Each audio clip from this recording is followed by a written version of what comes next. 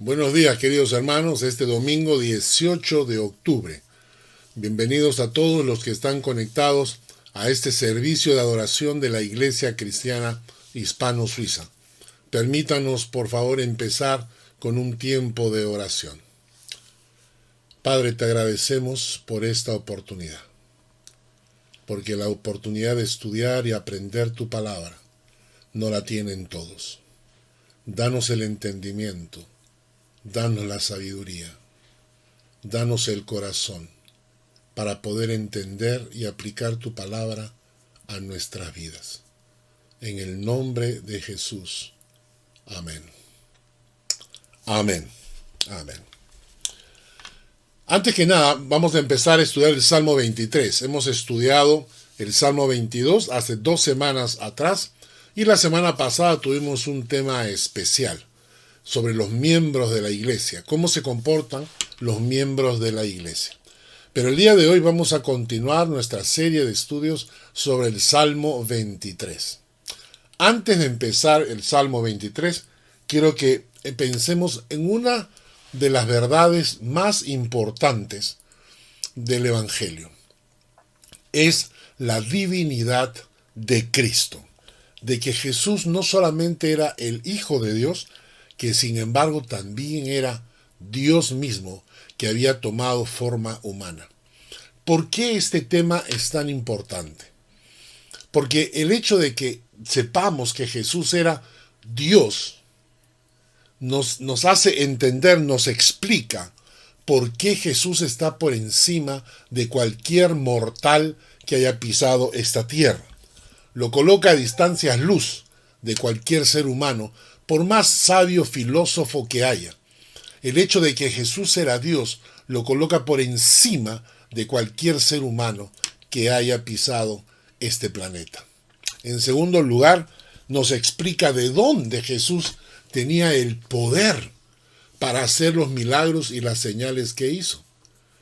En tercer lugar, nos explica por qué Jesús se convierte en el único camino, la única verdad y el único que puede darnos la vida espiritual que estamos necesitando. El hecho de saber que Jesús es Dios explica por qué su muerte tiene el poder para perdonar nuestros pecados. El hecho de saber que Jesús es Dios explica por qué pudo resucitar por sí mismo después de estar 3 días muerto. Y por último, el hecho de saber que Jesús es Dios nos da la razón de por qué debemos creer en Él y seguirlo a Él con todo el corazón y a nadie más. Entonces, el tema de la divinidad de Cristo es importantísimo en la Biblia. Y lo hemos visto en varias partes. Hay muchos versículos que hemos leído antes y les voy a invitar a leer los versículos siguientes. Hay 3 versículos, por ejemplo, que conocemos. Son muy conocidos. Dice, por ejemplo, en el principio era el Verbo, y el Verbo era con Dios, y el Verbo era Dios. Juan capítulo 1, versículo 1. Mateo capítulo 1, versículo 23. He aquí una virgen concebirá y dará a luz un hijo, y llamará su nombre Emmanuel, que significa Dios con nosotros. En Romanos capítulo 9, versículo 5, dice, por ejemplo, de quienes son los patriarcas y de los cuales, según la carne, vino Cristo, el cual es Dios sobre todas las cosas, bendito por los siglos. Amén. Estos 3 versículos son clarísimos. Quien niegue la divinidad de Cristo está torciendo la Escritura. ¿Por qué intereses tiene la gente en negar la divinidad de Cristo? Hay que preguntarse. Detrás de esto hay otros pasajes. Por ejemplo, hemos visto cuando estudiamos el Salmo 22, en el pasaje de Isaías 43, 10 y 11, que dice: vosotros sois mis testigos, dice Jehová, y mi siervo que yo escogí, para que conozcáis y creáis y entendáis que yo mismo soy. Antes de mí no fue formado Dios, ni lo será después de mí. Yo Jehová, y fuera de mí no hay quien salve. Fuera de mí no hay quien salve.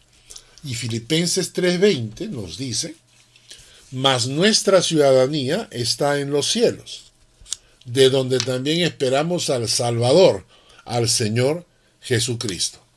La pregunta entonces es, momento, en Isaías se dice que Jehová es el único que salva. Jehová es el único redentor y salvador.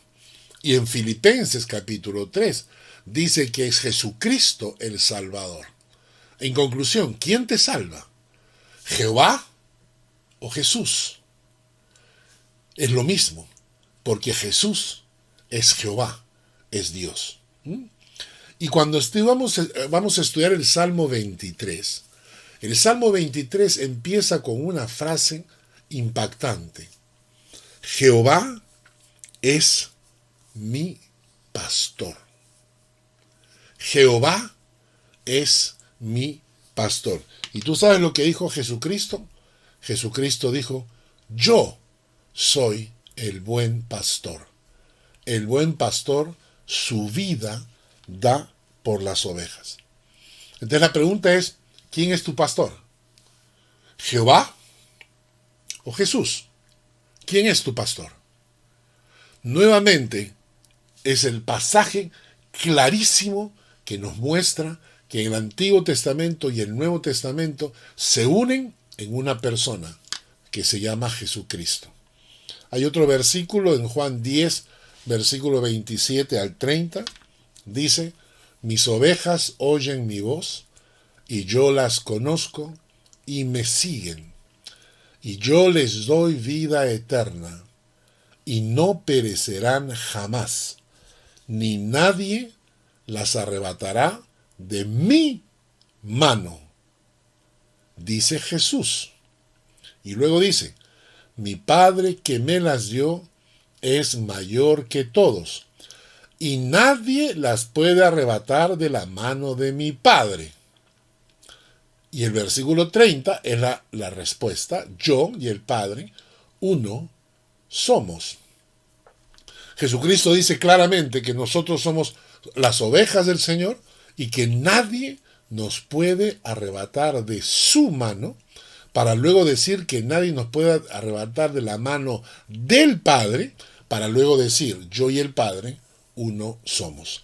En conclusión, la primera gran enseñanza del Salmo 23 es que Jesús es el Padre, es el Jehová de los ejércitos, es el Dios del Antiguo Testamento. La gente va a decir, ¿cómo va a ser posible que sea el Hijo de Dios y asimismo sea el Padre? Porque a eso se le llama Trinidad.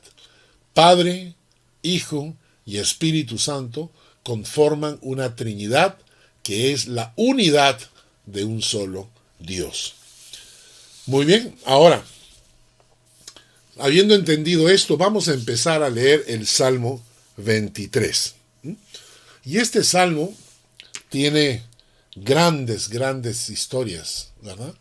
Probablemente el Salmo 23 es uno de los salmos más queridos, memorizados, aprendidos por el pueblo cristiano a través de la historia.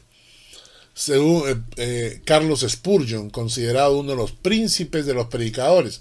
Yo soy hincha de Carlos Spurgeon, tengo todos sus libros. Carlos Spurgeon decía que el Salmo 23 era la perla de los salmos. La perla de los salmos.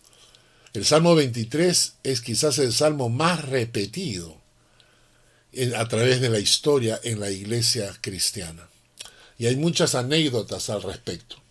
Recuerdo hace muchos años atrás que el pastor de la iglesia a la cual yo asistía, yo era joven, tendría 20 años por ahí, y el pastor de la iglesia, una hermana de la iglesia, una hermana anciana de la iglesia, ya estaba muy viejita y estaba para fallecer.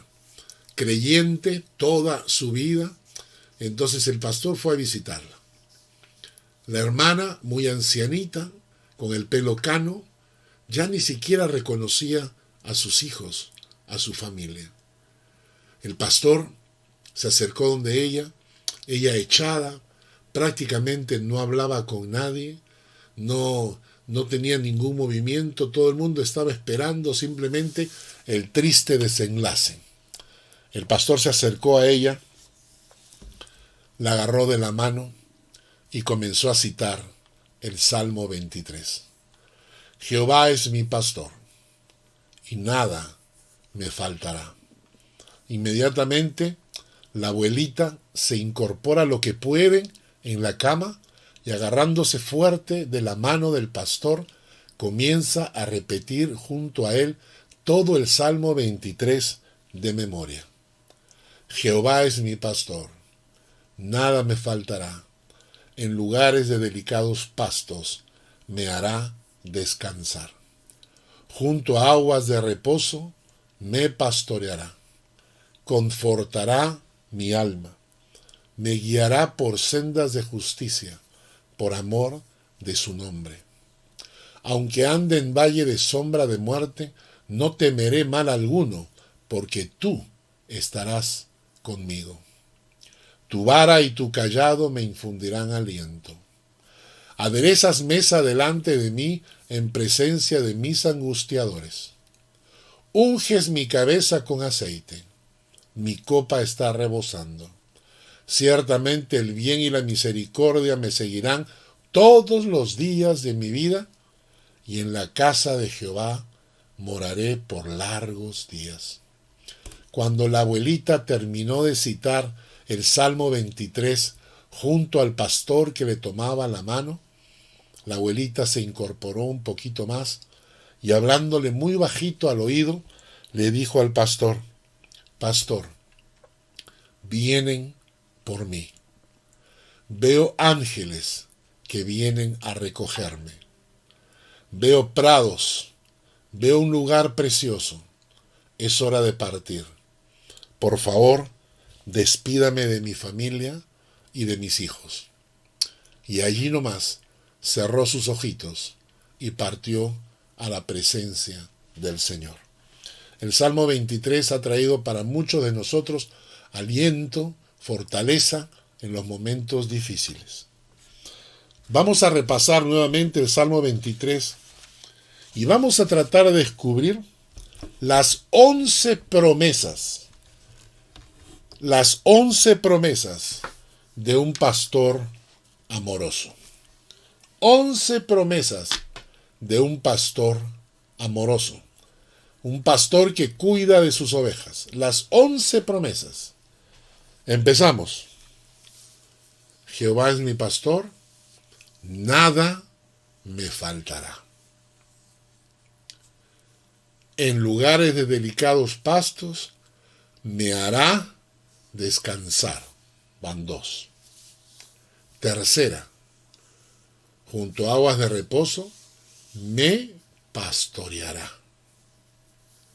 Cuarta, confortará mi alma. Quinta, me guiará por sendas de justicia, por amor de su nombre. Sexta, aunque ande en valle de sombra de muerte, no temeré mal alguno. ¿Por qué? Porque tú estarás conmigo. Séptima, tu vara y tu cayado me infundirán aliento. Octava, aderezas mesa delante de mí en presencia de mis angustiadores. Vamos a explicar esto más adelante. Novena, unges mi cabeza con aceite. Mi copa está rebosando. Décima, ciertamente el bien y la misericordia me seguirán todos los días de mi vida. Y onceava, en la casa de Jehová moraré por largos días. Las 11 promesas de un pastor a sus ovejas. Las 11 promesas que Dios hace para cada una de sus ovejas. Empecemos por la primera. Al principio Jehová se presenta como el Señor es mi pastor, dice, ¿no? Ese es el título, Jehová Roí. Significa el Señor es mi pastor. La Biblia menciona mucho que Jehová es nuestro pastor. En Isaías dicen, todos nosotros nos descarriamos como ovejas, cada cual se apartó por su camino, mas Jehová cargó en él el pecado de todos nosotros. La Biblia nos menciona a nosotros como ovejas del rebaño del Señor. Él es nuestro pastor. En Hebreos nos dice, el Dios de paz que resucitó de los muertos a nuestro Señor Jesucristo, el gran pastor de las ovejas, por la sangre del pacto eterno, os haga aptos en toda obra buena para que hagáis su voluntad, haciendo Él en vosotros lo que es agradable delante de Él por Jesucristo, al cual sea la gloria por los siglos. Amén. Entonces, habiéndose presentado Dios como el pastor de las ovejas, empieza diciendo, Jehová es mi pastor, nada me faltará.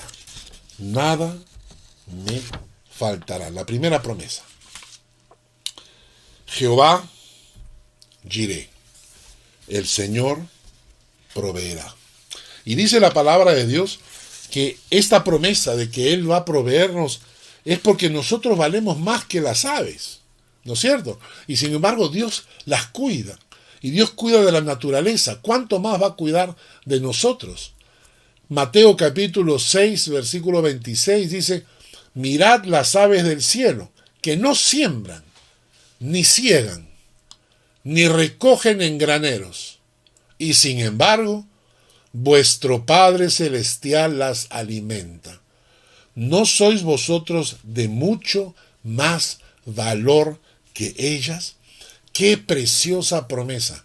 Nada me faltará. Si Dios provee a las aves del cielo, ¿no somos nosotros de mayor valor a los ojos de Dios? ¿No sois vosotros de mucho más valor que esas aves que Dios cuida? Entonces, ¿por qué te preocupas? ¿Por qué desconfías que Dios no te va a proveer? ¿Por qué piensas que te va a faltar si tienes un Dios en el cual confiar? Pero este texto, nada me faltará, tiene ciertas condiciones. Por ejemplo, dice Malaquías. Por ejemplo, dice, trae todo el diezmo al alfolí para que haya alimento en mi casa. Y ponedme ahora a prueba en esto, dice el Señor de los ejércitos.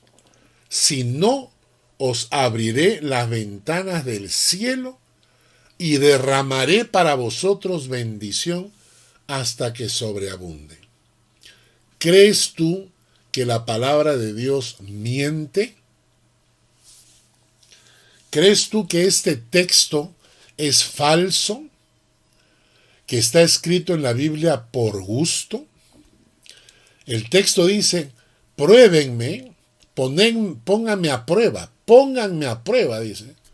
Si no, os abriré las ventanas del cielo y derramaré para vosotros bendición hasta que sobreabunde. Pero ¿cuál es la condición? O sea, ¿por qué nada te va a faltar? ¿Por qué Dios va a proveerte de todo lo necesario? ¿Por qué? ¿Cuál es la condición previa? Tu obediencia, tu agradecimiento ante el Señor. Miren otro texto acá. Filipenses 4, voy a leerles el texto que Pablo escribe. Dice, todo lo puedo en Cristo que me fortalece. Sin embargo, bien hicisteis en participar conmigo en mi tribulación. Y sabéis también vosotros, oh filipenses, que al principio de la predicación del Evangelio, cuando partí de Macedonia, ninguna iglesia participó conmigo en razón de dar y recibir, sino vosotros solos. Pues aún a Tesalónica me enviasteis una y otra vez para mis necesidades. No es que busque dádivas, sino que busco fruto que abunde en vuestra cuenta. Pero todo lo he recibido. Tengo abundancia, estoy lleno, habiendo recibido de Epafrodito lo que enviasteis, olor fragante, sacrificio acepto, agradable a Dios. Pablo está hablando a los filipenses y les está agradeciendo, porque cuando él dice partió para Macedonia, la única iglesia que estuvo ahí para sostenerlo, apoyarlo, para proveerle los recursos para seguir predicando el evangelio, fue la iglesia de Filipenses. Y entonces dice, versículo 15, sabéis también vosotros, oh filipenses, que en el principio de la predicación del evangelio, cuando partí a Macedonia, ninguna iglesia participó conmigo en razón de dar y recibir, sino vosotros solos. La única iglesia que lo apoyó en el ministerio a Pablo fue la iglesia de Filipenses. Dice, versículo 16, pues aún a Tesalónica me enviasteis una y otra vez para mis necesidades. O sea, la iglesia de Filipenses le seguía mandando a Pablo para cubrir sus necesidades, sabiendo que Pablo estaba dedicado al evangelio, predicar el evangelio total, a tiempo completo. Versículo 18 dicen, todo lo he recibido, toda la ofrenda que ustedes han mandado, la he recibido. Ahora tengo abundancia y estoy lleno. He recibido de Epafrodito lo que enviasteis, ¿no? Le volvieron a enviar. Y Pablo define esa ofrenda como olor fragante, sacrificio acepto, agradable a Dios. Para Pablo, lo que había mandado la iglesia de Filipenses era olor fragante, sacrificio acepto, agradable a Dios. Entonces, ¿cuál es la condición? ¿Y cuál es el resultado? Versículo 19. Mi Dios, pues, suplirá todo lo que os falta conforme a sus riquezas en gloria en Cristo Jesús. Mi Dios suplirá todo lo que os falta. Entonces la Biblia dice, nada me faltará. Dios ha prometido que no te va a faltar, pero hay condiciones. Y esas condiciones es que seas obediente en cumplir lo que el mismo Jesucristo dijo. Denle a César lo que es de César y denle a Dios lo que es de Dios, porque entonces nada te faltará. Las ventanas de los cielos se abrirán.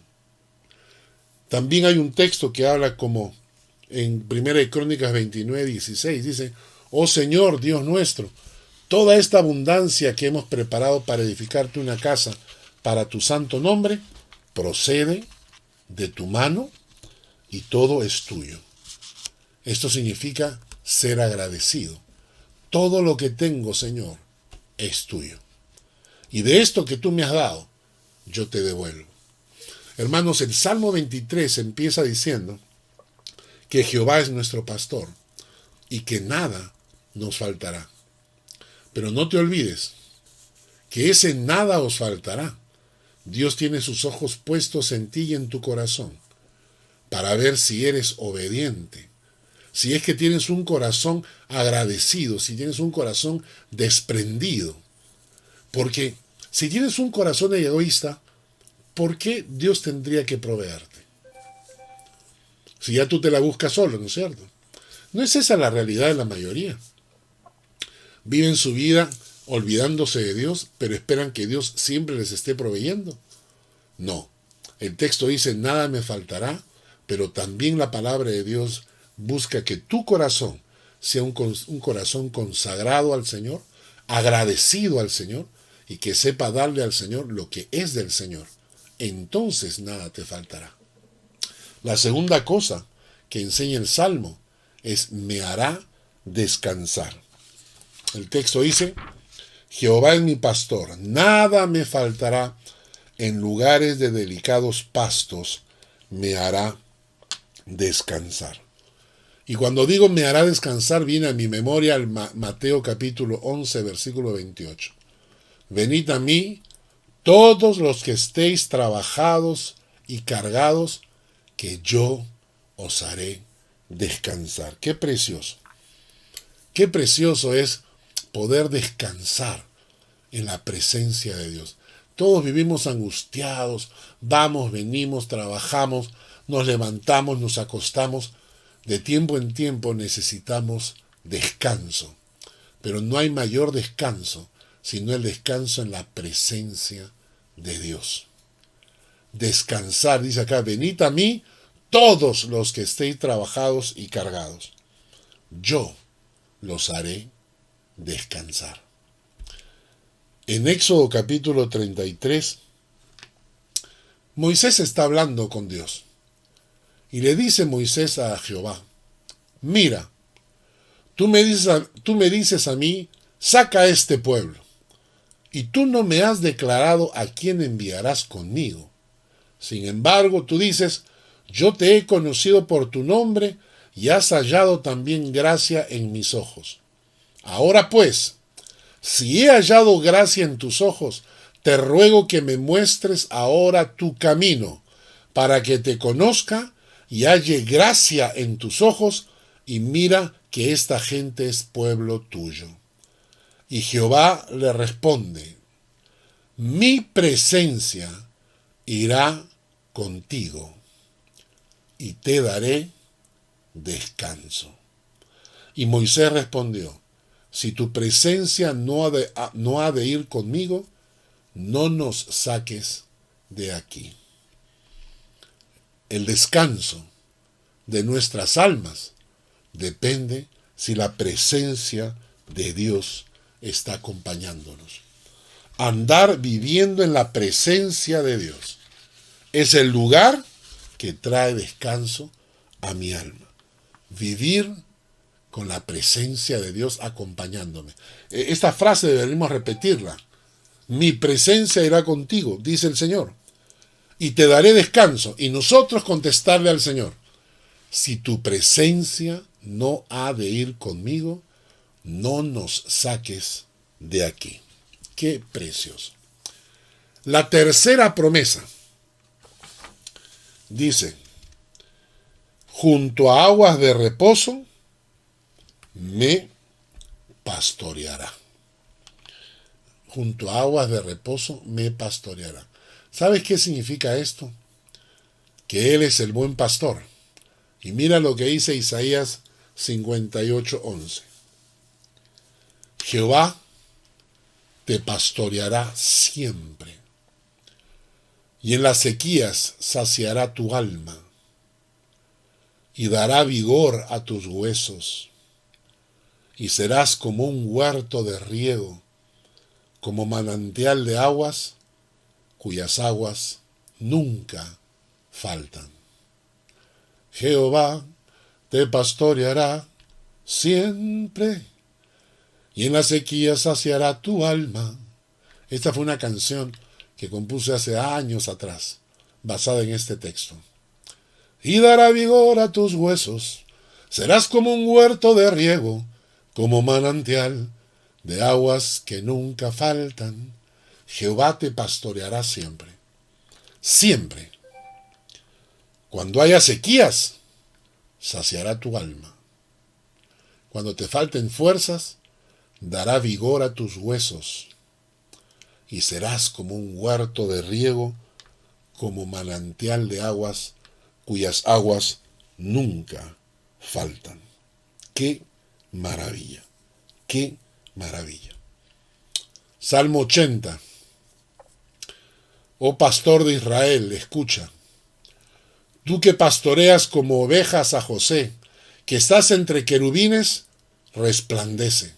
Despierta tu poder delante de Efraín, de Benjamín y de Manasés, y ven a salvarnos. Oh Dios, restáuranos.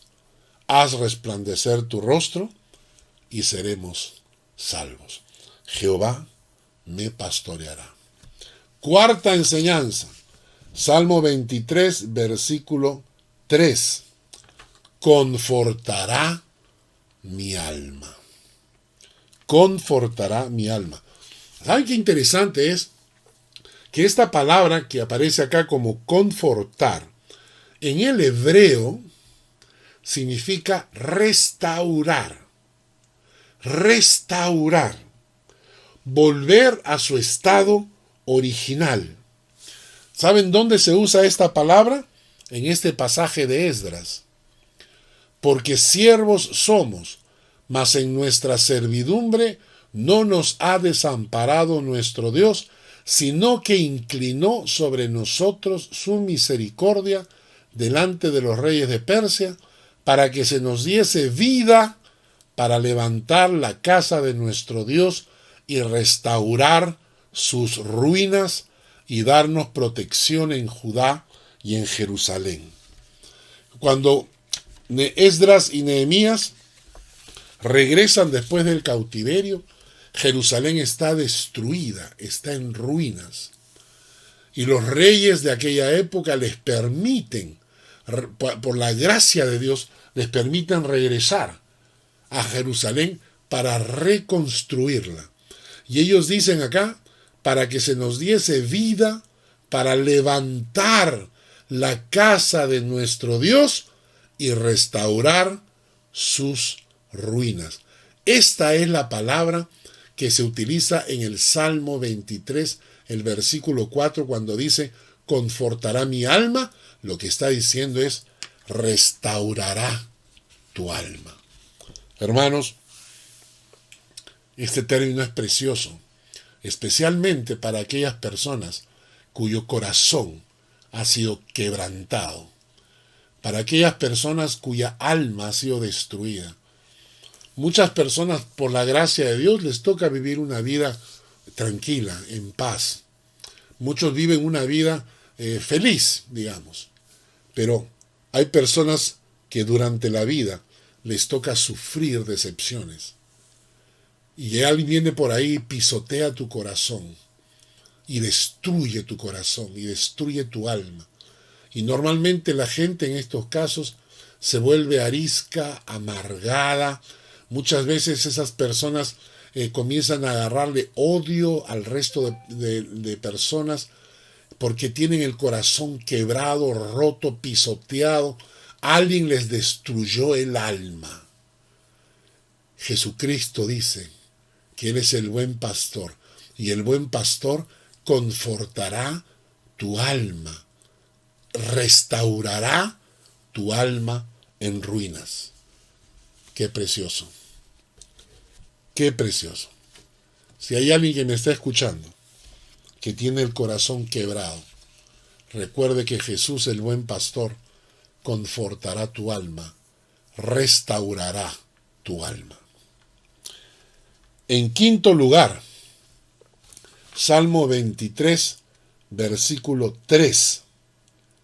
Me guiará por sendas de justicia, por amor de su nombre. La quinta cosa que el pastor promete es me guiará. Él va a guiar nuestros pasos. Salmo 32:8 dice, te haré entender y te enseñaré el camino en que debes andar. Sobre ti fijaré mis ojos.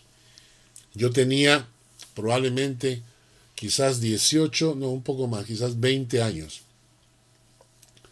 Fui discipulado por un hombre que Dios usó para sembrar un ministerio de jóvenes en el Perú. Él con el tiempo cambió bastante. Se fue de regreso a los Estados Unidos y luego volvió al Perú y trató de hacer algo, trató de armar un grupo de jóvenes y nos reencontramos, tuvimos una reunión para conversar. Fue una conversación muy fea. Fue muy triste para mí escuchar lo que me decía este hombre al cual yo había admirado tanto tiempo. Y me frustró. Me frustró tanto que regresé a la casa y dije, el hombre que me enseñó me ha dicho unas cosas terribles, feas. y me sentí decepcionado. Entonces agarré mi Biblia y la tiré sobre la cama. Y dije, todo esto quizás es pura mentira. Me hicieron creer que todo esto era verdad y es pura mentira. Y entonces volteo y veo mi Biblia abierta. Y un versículo bíblico resaltaba en color amarillo. Era este: te haré entender y te enseñaré el camino en que debes andar, sobre ti fijaré mis ojos. Ahí me di cuenta que era Dios el que me estaba hablando, que me estaba diciendo que Él me guiaría, que no tenía por qué ser guiado por ningún ser humano, que Dios mismo sería mi pastor, que Él me guiaría. Esto hace 40 años, más de 40 años atrás. Y puedo decir que el Señor cumplió su promesa. Te haré entender y te enseñaré el camino en que debes andar. Sobre ti fijaré mis ojos. Hay un Salmo 139 que dice: examíname, oh Dios, conoce mi corazón, pruébame, conoce mis pensamientos, ve si hay en mí camino de perversidad. Y el salmista termina diciendo: y por favor, guíame en ese camino eterno, no solamente en el camino en esta vida, sino en ese camino eterno. ¿Cómo nos guía Dios? Hoy en día nos manda pajaritos con papeles en la boca. No, el Señor nos enseña, nos guía con su palabra, con la comunión con el Padre.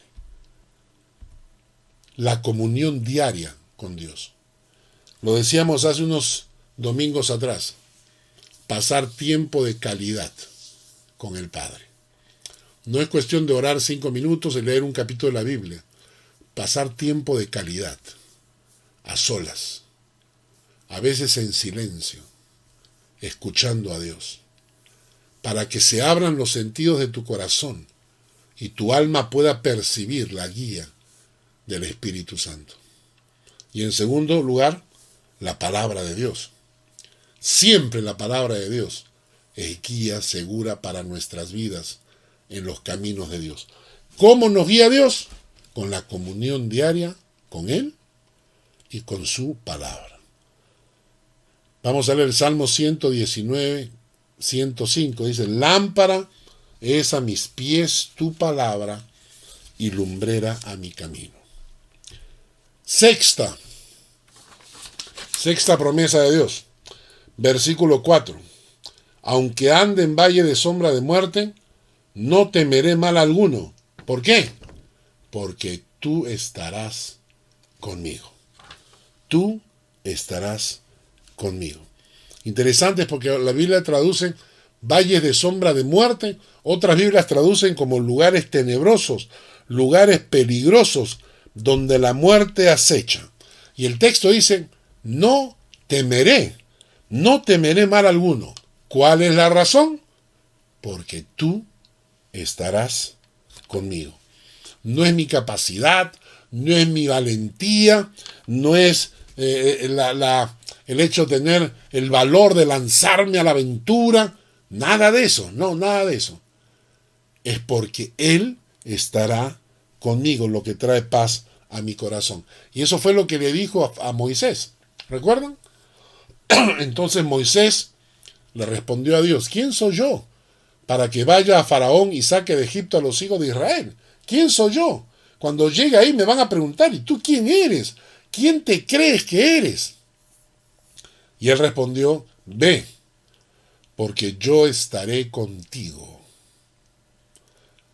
Yo estaré contigo. No le dice, Dios no le dice a Moisés: anda, porque tú eres lo máximo.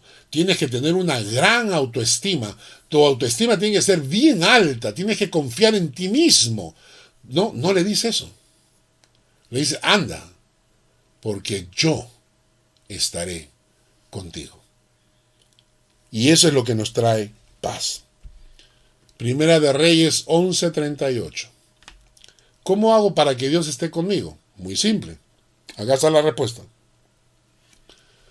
Si prestares oído a todas las cosas que te mandare, y anduvieres en mis caminos, e hicieres lo recto delante de mis ojos, guardando mis estatutos y mis mandamientos, como hizo David mi siervo, yo estaré contigo y te edificaré casa firme como la que edifiqué a David, y yo te entregaré a Israel. Entonces la condición que Dios le pone es: si tú prestares oído a todas las cosas que yo te mando, si anduvieres en mis caminos y se hicieres lo recto delante de mis ojos, guardando mis estatutos y mis mandamientos, como hizo David mi siervo, yo estaré contigo. Entonces, ¿qué es lo que hace que Dios esté conmigo? ¿Cuál es la razón que Dios está conmigo?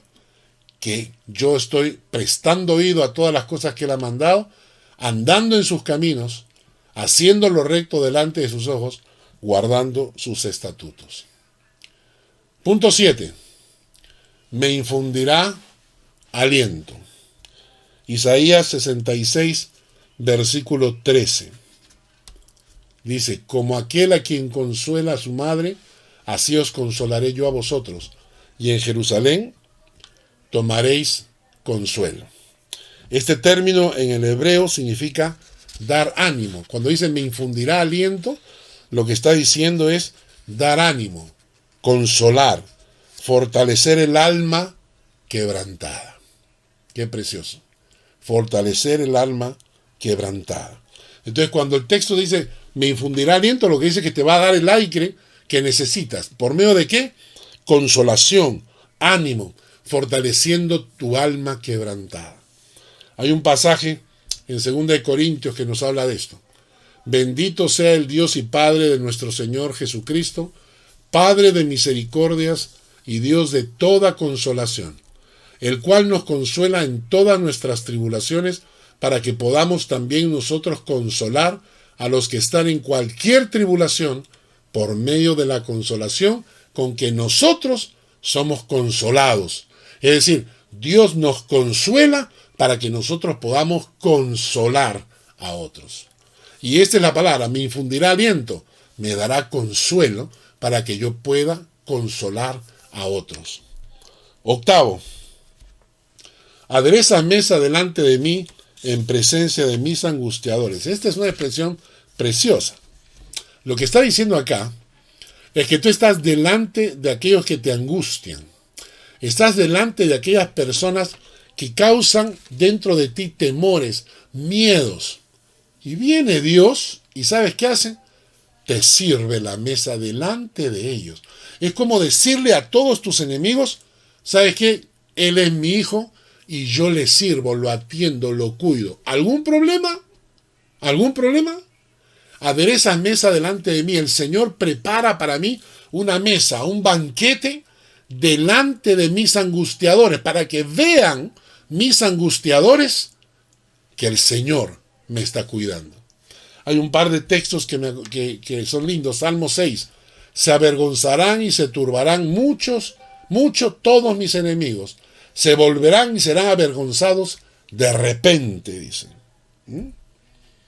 Pues me ceñiste de fuerzas para la pelea. Has humillado a mis enemigos debajo de mí.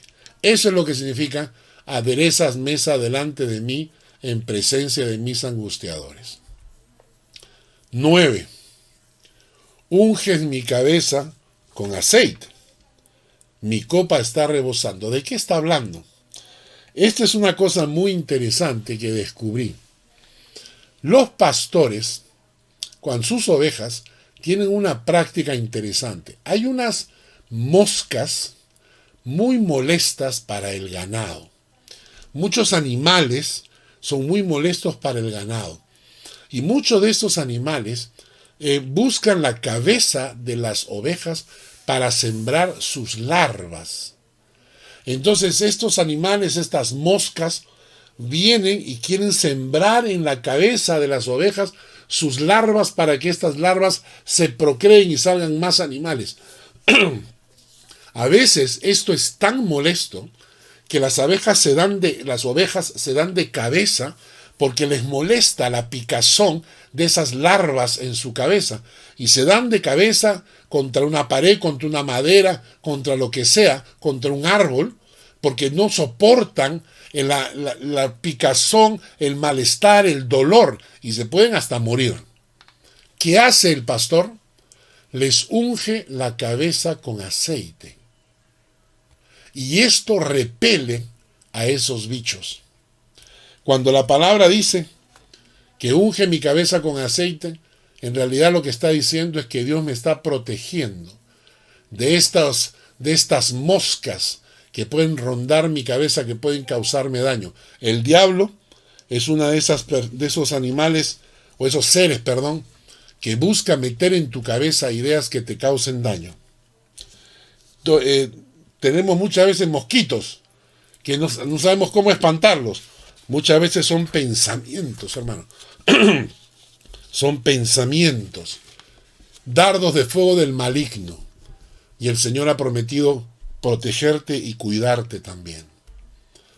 En Efesios 6:16 dice, sobre todo tomad el escudo de la fe, con que podáis apagar todos los dardos de fuego del maligno. 10ª promesa del pastor a sus ovejas. El bien y la misericordia me seguirán todos los días de mi vida. Si tú eres hijo de Dios y caminas en la presencia del Padre, solo hay 2 cosas que te van a acompañar toda la vida: el bien y la misericordia. A los que aman a Dios, todas las cosas les ayudan a bien. Y yo tendré misericordia de los que tienen misericordia. Así que si tú eres un hijo de Dios que hace misericordia, va a recibir la misericordia de Dios permanentemente. Todos nos equivocamos, todos tenemos errores, todos cometemos fallas. Si hay algo que necesitamos, es la misericordia de Dios. Y la promesa del pastor es que 2 cosas te van a acompañar toda la vida: el bien y la misericordia. Por último, el punto 11. Y en la casa de Jehová moraré por largos días. La Biblia dice que cuando le preguntaron a Dios, Él dijo, el cielo es mi trono y la tierra el estrado de mis pies. ¿Qué casa me edificaréis? Cuando el texto acá dice en la casa de Jehová, no está hablando de un lugar físico, porque acá no hay ninguna casa que pueda contener a Dios. Dice, en la casa de Jehová, está hablando de los lugares celestiales. Moraré por largos días, claro, por la eternidad. En la casa de Jehová moraré por largos días. ¿Recuerdan ustedes la frase de Jesucristo? No se turbe vuestro corazón. ¿Creéis en Dios? Creed también en mí. En la casa de mi Padre muchas moradas hay. Si así no fuera, yo os lo hubiera dicho. Voy pues a preparar lugar para vosotros. Y si me fuere, os prepararé lugar, y vendré otra vez y os tomaré a mí mismo, para que donde yo estoy, vosotros también estéis. Y sabéis a dónde voy, y sabéis el camino. Y le dijo Tomás, Señor, no sabemos a dónde vas. ¿Cómo pues podemos saber el camino? Y Jesús le dijo, yo soy el camino, la verdad y la vida. Nadie viene al Padre sino por mí. Terminemos repasando las 11 promesas de un pastor amoroso. Jehová es mi pastor, nada me faltará. En lugares de delicados pastos me hará descansar. Junto a aguas de reposo me pastoreará. Confortará mi alma. Me guiará por sendas de justicia, por amor de su nombre. Aunque ande en valle de sombra de muerte, no temeré mal alguno, porque tú estarás conmigo. Tu vara y tu cayado me infundirán aliento. Aderezas mesa delante de mí en presencia de mis angustiadores. Unges mi cabeza con aceite, mi copa está rebosando. Ciertamente el bien y la misericordia me seguirán todos los días de mi vida, y en la casa de Jehová moraré por largos días. Que Dios bendiga su palabra.